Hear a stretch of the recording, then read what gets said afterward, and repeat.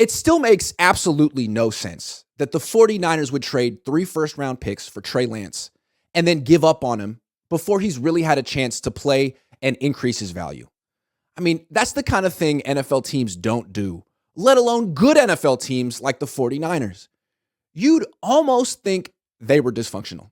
So let's examine how the 49ers actually put their roster together.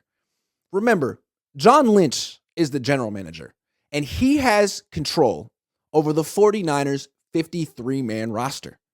But he has said multiple times on the record that he defers to Kyle Shanahan when it comes to the quarterback position.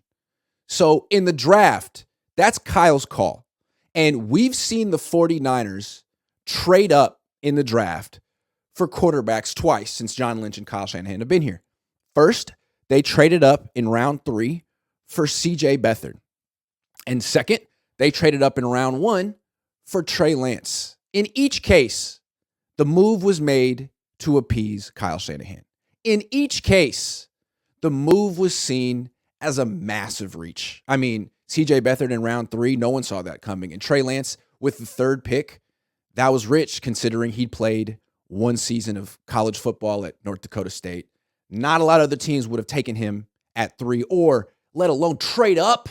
It's not just that they took him at 3, it's that they used 3 years of first-round picks to take him that high. That was rich. And John Lynch said, in each case, he's okay doing that as long as he gets Kyle's guy. And remember, the 49ers did this at running back too. They have done this at running back too for Kyle Shanahan, Trey Sermon, Joe Williams. In each case, traded up, reached. And what happened to those guys? Well, Kyle Shanahan lost his affinity for them quickly. No one else in the organization seemed to like him. The team pivoted away from them, and they were gone after a year. Same thing seems to be happening with Trey Lance. They spent 3 years worth of first-round picks on him. They gave him 4 starts, and now he's not the starter anymore? Why? Well, if Lynch only took Lance to appease Kyle Shanahan, then the 49ers were never all in on Lance. Kyle Shanahan was all in on Lance. And as we know about Kyle, he changes his mind often. Now, Lynch clearly has hitched his wagon to Brock Purdy. He's all in with Brock, while Kyle Shanahan doesn't know who he wants to be the quarterback. He can't make up his mind. He's having a quarterback competition.